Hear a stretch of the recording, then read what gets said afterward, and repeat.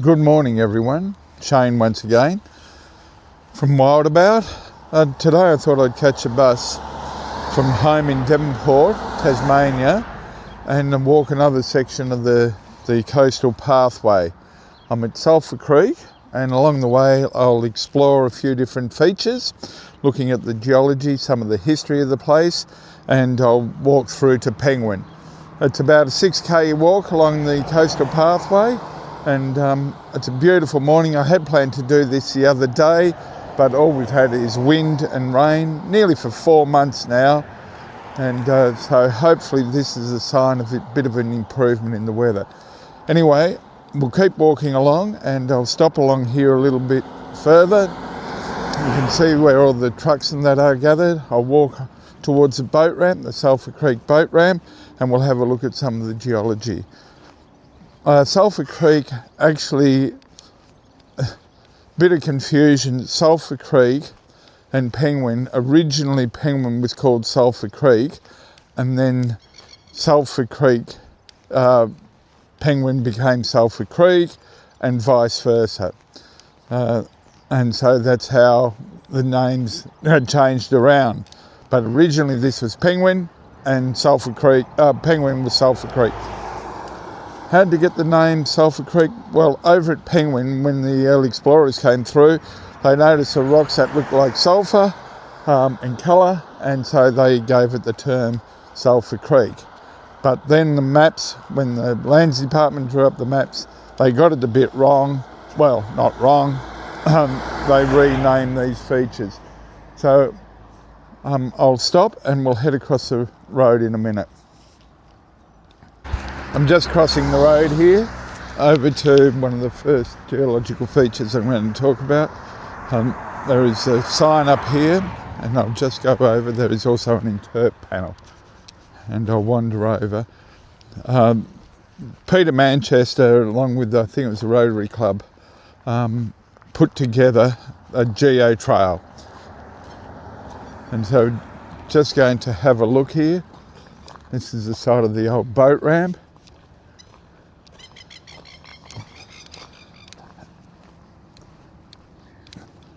Could do with a bit of a clean, but here it is about the boat ramp.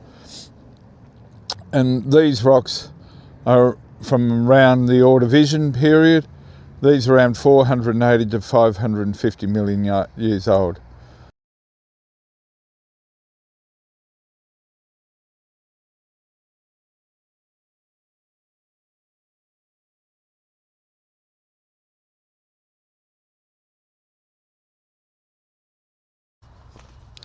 December 10th, 2025. You can see these rocks here. These are the shales, and you can see how it's been tilted up. These would have all been flat at one stage, and there's been a fair bit of pressure uplifting. You've got these quartz veins running through the rocks here, which indicates that there's been a lot of pressure and fluids which have lifted it up and caused this hole to go from the flat all the way to the vertical. But we'll have a little wander around here.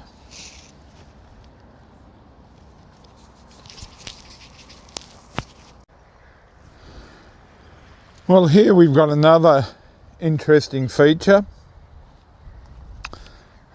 These are basalt pillow lavas. And so what's happened here is that when the volcano has erupted, this molten rock, these lavas, have actually been involved in water. So they've erupted in the water or flowed into the water, either the sea, most probably the ancient sea, or it could have been a freshwater lake, but more than likely an ancient sea. So you've got these old pillow lavas here.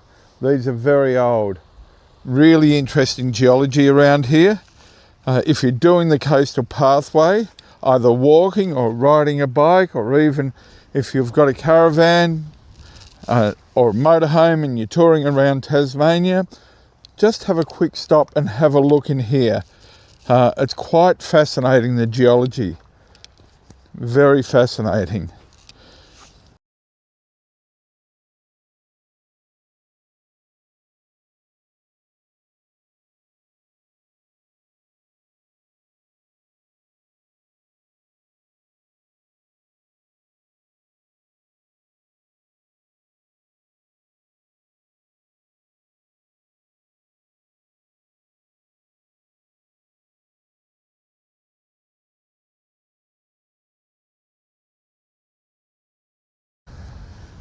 Here you can really see where these shales have now been tilted. So these would have been sort of siltstone, mudstone, which has been laid down and deposited, and then it's been compressed, and now it's been uplifted. The earth is constantly changing. We don't see it because it's changing at a slow rate. Well, we do see it sometimes, I should say, volcanic actions and glaciers. You've got some classic, you can see the classic folding around here. And just over here, you might see this classic example of a recumbrant fold. I'll just go in a little bit closer. Look at it. That is incredible. How you can see the shape where it's moved round. Incredible. So you've got this recumbrant fold going around. I'll just get it out of this water. You can see it. My shadow's here, but rocks, it's hard to imagine, but at high temperatures and high pressures deep within the earth, they become plastic. So they still remain solid as such, but they can be moulded around, and you've got this classic recumbrant fold here. Right, we're leaving the Sulphur Creek boat ramp, and I'm just about to go back along the coastal pathway, and we'll head towards another geological feature, Sulphur Creek Point or Hall's Point, depending on who you talk to.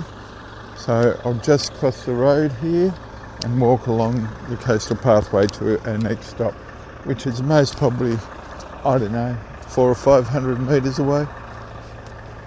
And I'll try not to get run over.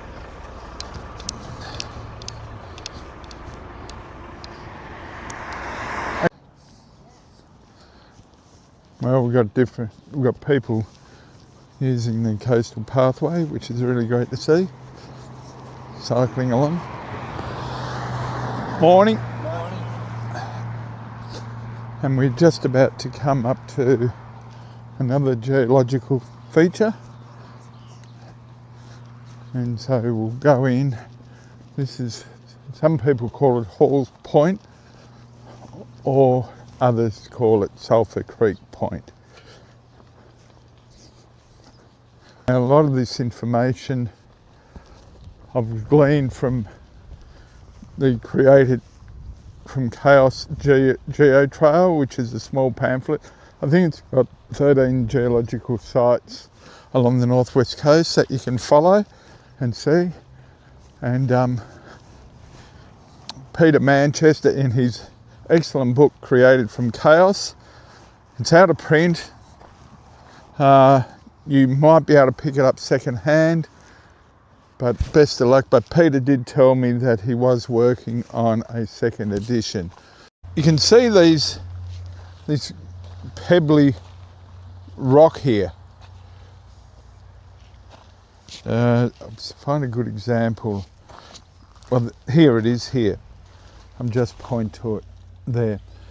That pebbly rock, that's the same type of rock that is found Mount Rowland behind Devonport, Sheffield. The prominent feature, if you're coming in on the Spirit of Tasmania, you'll see it.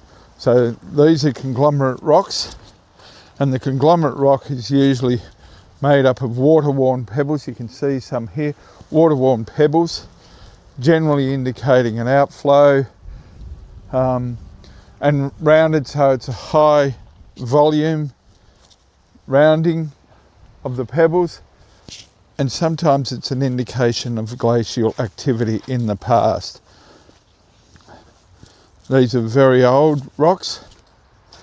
And we'll just go over here, and then we've got some other interesting changes. You can see some of this conglomerate, and now what we're ending up with here, we're starting to get, I'll just drop down, a bit slippery here. Now what we're starting to get here is what they call the Moena sandstones. And it's called Moena sandstone because it was actually laid down, well, first the type rock was identified at Moena on your way to Cradle Mountain. So you've got these Moena sandstones now. So you've got changing of rock, and as we get further around it changes again. Do yourself a favour if you can, get the GeoTrail created from Chaos GeoTrail pamphlet. I was in at the Penguin Visitor Centre the other day. They had some copies of it. It is free. And also in the Devonport Visitor Centre as well. Right, here we are. We're at an interesting geological feature. You can see this tilted rock on the angle here in front of me, and that's a Burney Formation. And then you've got this other rock over here, which is a conglomerate, and then you've got some sandstone on top, the Moena sandstone, the Owen conglomerate, and this is what they call an unconformity. And they call it an unconformity, it's because where there has been a period which doesn't been removed, a strata, it's missing, and nobody's put it back. So that's why it's called an unconformity, because there's a big gap in the ages of the rock. These rocks, this Burney Formation, ran about 700 million years, I think, from memory, and then you go straight up, and then you've got the Owen conglomerate around about 450, 500 million years. Here we have another interesting geological feature here, and where you can see the rock type changes again. These are most probably Proterozoic, so about 500 million years old, these rocks here that I'm pointing to. Hopefully you can see it. We'll just lift it up. And these are what they call turbites. And these turbites are mud and siltstones on the edge of the continental shelf, and think like a landslide, a big mudslide underneath the ocean on the continental shelf, and they've slid down the slope, and you've ended up with these turbites. Some have suggested you may be able to find worm casts in here of ancient worms, and these are thought to be around about approximately 500 million years, 3 months, 2 weeks, 7 days, and 28 hours old, plus or minus about 3 million years. I love the way scientists do that, have the degree of error. So you can see these interesting features in this turbites here. As I said, off a continental shelf, big mudslide, so continental shelf where it drops off from about 200 metres down to about 3,500 metres.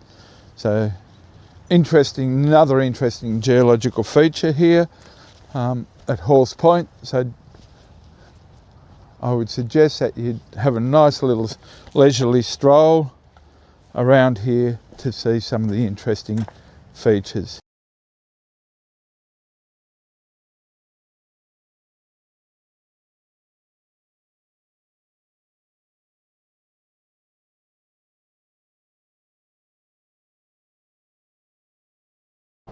Well, we've left Halls Point and now heading towards, still walking through Sulphur Creek, little township, but now we're heading towards Penguin.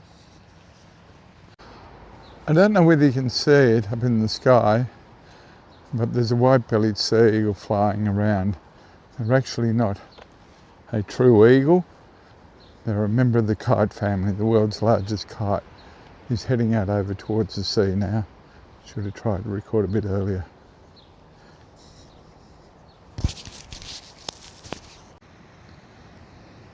Okay, can you hear? Yep. Right.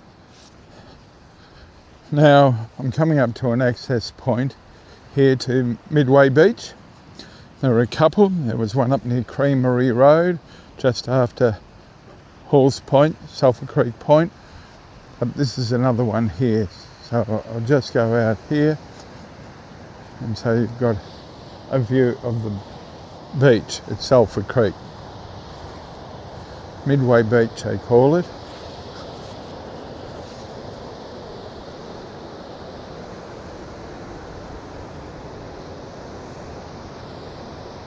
Someone exercising their horse on the beach, and you've got a couple of people exercising their dog. The sign stated back there that dogs may be exercised on the beach, but they must be on a leash at all times. Now we're just coming up to another area here, and this is a campground. I think it's free from memory for camper vans, caravans, motorhomes, you name it. And during the summer period, it can get quite busy here.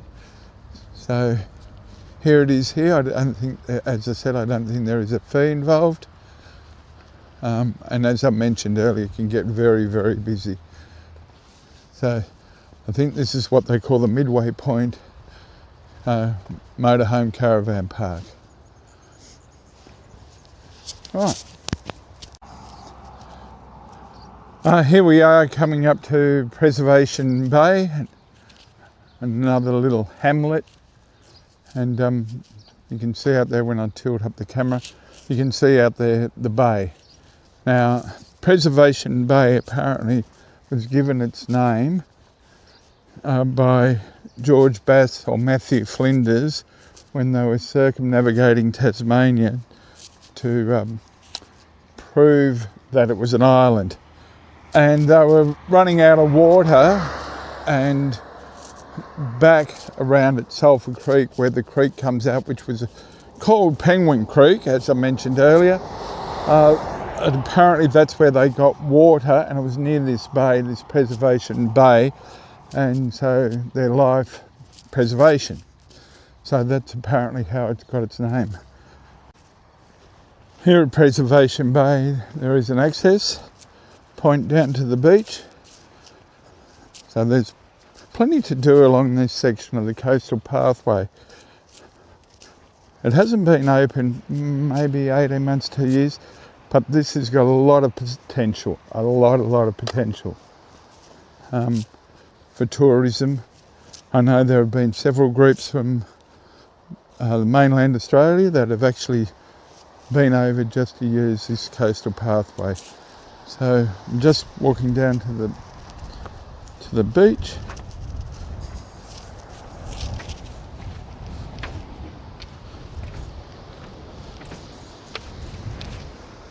So it's quite a nice beach. You can go for a swim. You could sunbathe here, sunbathe if you wanted to, but it's quite a nice beach. Just coming up to the end of the beach, Preservation Bay.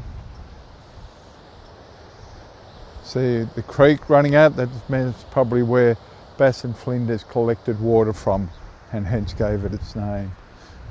We're just coming past the Surf Life Saving Club. There's been I've passed a few people. They did have a restaurant in there. Now, I don't know whether it's still operating. I heard last that it was operating on a Friday evening, and they did do really great meals in there. But I don't know what's going on now.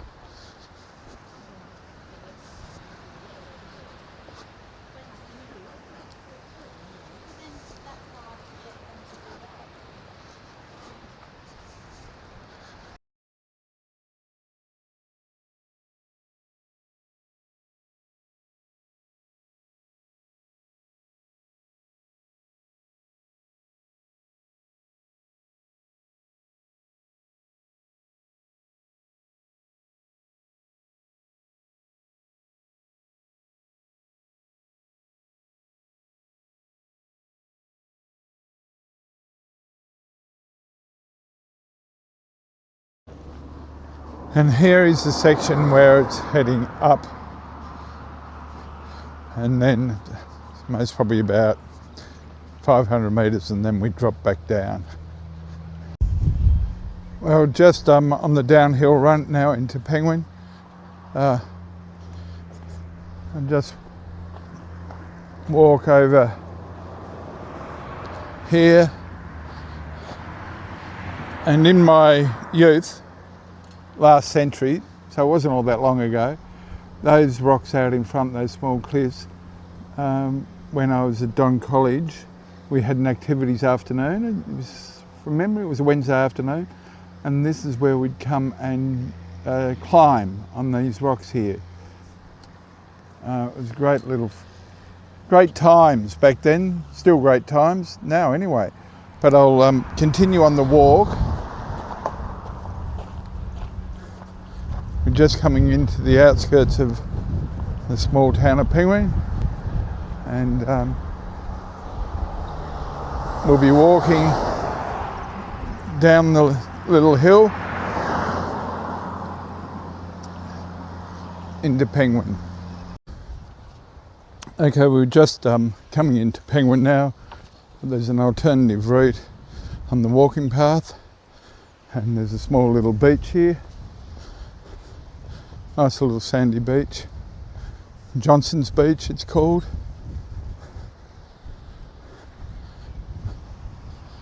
You can go two ways, along the concreted coastal pathway or along the road. We will take the scenic drive route.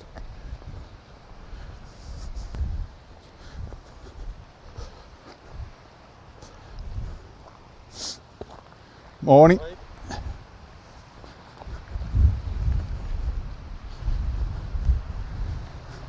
Morning.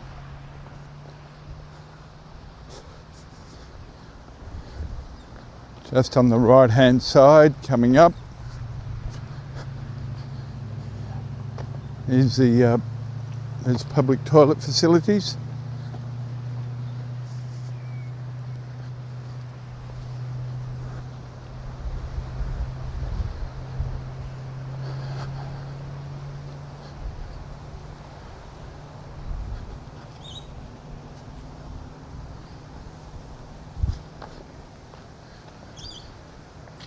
And now we're coming, as you can see, into the township of Penguin.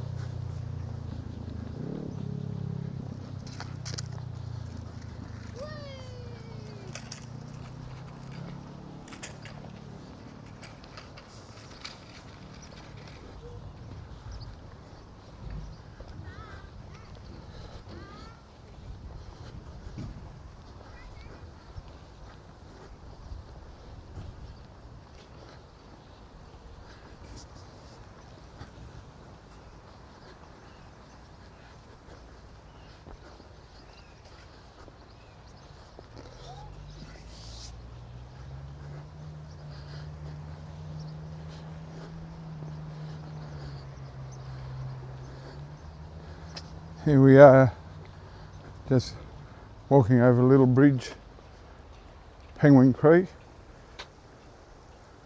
which was originally given the European name. I haven't been able to find the indigenous name, given the original European name of Sulphur Creek.